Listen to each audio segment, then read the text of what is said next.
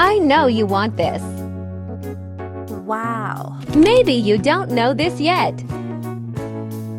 Let's earn money from our videos. Okay. Let's go.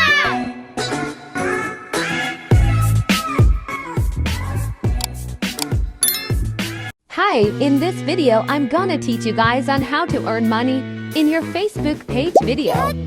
And I've already made money in my Facebook page video, and I'll teach you how to earn money in your video. Okay, so before that, please don't forget to like and subscribe. Thank you so much. So let's get started. First, go to your Facebook page. Make sure your Facebook page is you're using. Okay.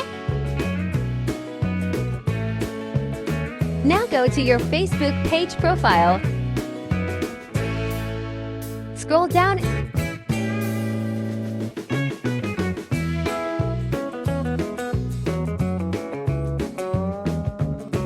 Click the See Insights and Ads button. Here is. Now scroll down and find this.